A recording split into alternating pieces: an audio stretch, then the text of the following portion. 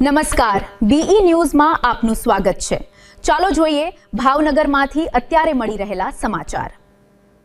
ભાવનગરની sir T medical કોલેજમાં ફરી એક વખત રેગિંગની ઘટના સામે આવી છે અને આ વખતે 13 વિદ્યાર્થીઓએ અનામી લેખિત રજૂઆત કરી છે, જેમાં 6 સિનિયર વિદ્યાર્થીઓ દ્વારા જુનિયર્સને માનસિક અને શારીરિક રીતે હેરાન કરવામાં આવ્યા હોવાના આક્ષેપો કરવામાં આવ્યા છે।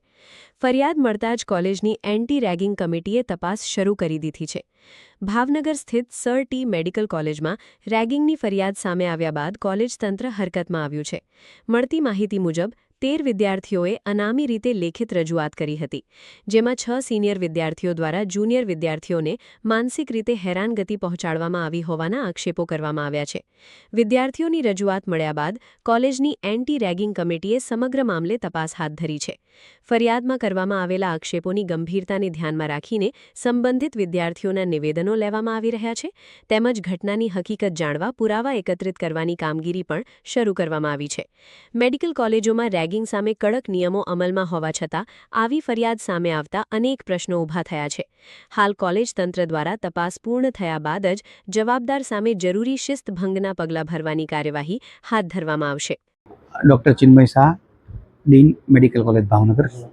હાલમાં 2 દિવસ પહેલાં અમારી પાસે એક કસ્ટબીનમાં ફરિયાદ આવી હતી કે ટોટલ 13 ઓર્થોપેડિક ફર્સ્ટ યરના વિદ્યાર્થીઓએ ફરિયાદ કરી છે કે અમારી ઉપર અલગ અલગ જાતના ટોર્ચર કરવામાં આવે છે, જેવા કે ઘણી બધી વાર લખવા આપવામાં આવે, મુર્ગા બનાવવામાં આવે, ઉપરાંત કોઈને કોઈ ઇવેન્ટ બાબતે ખર્ચો કરવામાં આવે। એટલે આ બધી બાબતને લઈ અને તેઓએ ફરિયાદ કરેલી હતી। એટલે નેશનલ મેડિકલ કમિશનના નોર્મ્સ પ્રમાણે એન્ટી રેગિંગ સ્ક્વોડે તેઓની ઇન્ક્વાયરી શરૂ કરી છે। તેઓની ઇન્ક્વાયરી પણ પતી ગઈ છે અને તેઓના નિવેદન લેવાઈ ગયા છે। ત્યારબાદ 6 વિદ્યાર્થીઓ જેના નામ એ પ્રથમ ફરિયાદમાં આવ્યા તેઓને પણ બોલાવવામાં આવેલા છે અને તેઓની પાસેથી પણ નિવેદન લીધા છે અને જરૂરી દસ્તાવેજો તેઓ આજે આપવાના છે। એ ઉપરાંત ઓર્થોપેડિક વિભાગના તબીબી શિક્ષકો અને એચઓડી સાથે પણ ચર્ચા થઈ છે અને આ બાબતમાં તેઓનો અભિપ્રાય પણ લીધો છે અને જે સૂચના આપવાની હોય તે યોગ્ય સૂચનાઓ પણ તેમને અપાઈ ગઈ છે। હવે આ એન્ટી રેગિંગ સ્ક્વોડના જે નિર્ણય આવશે ત્યારબાદ એનએમસીના નિયમ પ્રમાણેની એક તટસ્થ કમિટી ફરીવાર આ બધા ડોક્યુમેન્ટ ચેક કરશે અને છતાં જો એમાં રેગિંગનો તથ્ય લાગશે તો એન્ટી રેગિંગ કમિટી જે સુપ્રીમ કોર્ટ અને નેશનલ મેડિકલ કમિશન અને યુજીસીના નોર્મ્સ પ્રમાણે બનાવવામાં આવેલી છે તે આખી ઘટનાનું અવલોકન કરશે અને જે ફરિયાદી અને આરોપી વિદ્યાર્થીઓ છે તેઓને બોલાવશે અને જે લેવલની તેઓની રેગિંગ અથવા બેદરકારી દેખાશે તે પ્રમાણે તેઓ સજા નક્કી કરી અને ડીનને સુપ્રત કરશે। ત્યારબાદ એ જ વસ્તુ અમે યુનિવર્સિટીને તેમજ અમારી વડી કચેરી એટલે કે ગાંધીનગરને, યુજીસીને, એનએમસીને મોકલી આપીશું। સાહેબ, આની અંદર આરોગ્ય મંત્રી પણ ગઈકાલે આપણે ટ્વીટ જે છે એ કર્યું છે, એણે પણ સૂચના ક્યાંક આપી છે, કેવા પ્રકારની કાર્યવાહી છે? સૂચના એ જ કે આમાં એક પણ વસ્તુ ચલાવી લેવામાં નહીં આવે। નેશનલ મેડિકલ કમિશન, યુજીસી તેમજ સુપ્રીમ કોર્ટના નિયમ પ્રમાણે જે કાયદેસર પગલાં લેવાના થાય છે તે સંપૂર્ણપણે લેવાના છે। સાહેબ, આ ત્રીજી ઘટના છે, હવે આની ગંભીરતા કેવી રહેશે? નિયમ પ્રમાણે સંપૂર્ણ સજા આપવામાં આવશે। રેગિંગની આ કોઈ પહેલી ઘટના નથી। અગાઉ પણ ભાવનગર મેડિકલ કોલેજમાં રેગિંગના કિસ્સા સામે આવી ચૂક્યા છે, પરંતુ ફરી એકવાર આવી ઘટના સામે આવતા હવે એન્ટી રેગિંગ કમિટી પર પણ સવાલો ઉઠી રહ્યા છે। શું આ વખતે કમિટી કડક પગલાં લેશે કે પછી અગાઉની જેમ આ ઘટનામાં પણ માત્ર તપાસ જ થતી રહેશે?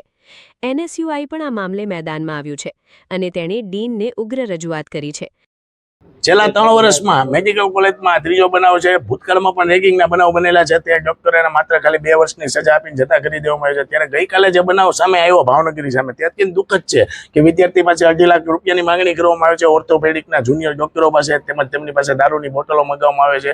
એ બાબતે અમે આજે ડીનને ઉગ્ર રજૂઆત કરી છે યુવક કોંગ્રેસ તેમજ એનએસયુઆઈ દ્વારા કે તાત્કાલિક આ વિદ્યાર્થીઓને રસ્ટિકેટ કરો, તેમજ વિદ્યાર્થીઓ ઉપર ડીન પોતે પોલીસ ફરિયાદ કરે। જ્યારે ભાવનગરની આ મેડિકલ કોલેજમાં કે ભૂતકાળના આપણા મંત્રી શ્રી શક્તિસિંહ ગોહિલ દ્વારા મેડિકલ કોલેજ લાવવામાં આવી હોય ત્યારે દુઃખદ બનાવ છે કે આ મેડિકલ કોલેજમાં આવા બનાવો અવારનવાર બનતા રહે। યુવક કોંગ્રેસ તેમજ એનએસયુની એક જ માંગણી છે કે આ વિદ્યાર્થીઓ પર તાત્કાલિક પગલાં લે અને ઓર્થોપેડિકના જે એચઓડી છે તે પણ ગેરહાજર છે તેની ઉપર તાત્કાલિક પગલાં લેવામાં આવે। હવે જોવાનું એ રહેશે કે કોલેજ તંત્ર અને એન્ટી રેગિંગ કમિટી આ વખતે કેવા પગલાં લે છે। તપાસ રિપોર્ટ બાદ જ સમગ્ર ઘટનાની હકીકત સ્પષ્ટ થશે અને બીઈ ન્યૂઝ તમારા સુધી દરેક અપડેટ લાવતું રહેશે। આપ જોડાયેલા રહો બીઈ ન્યૂઝ સાથે। નમસ્કાર।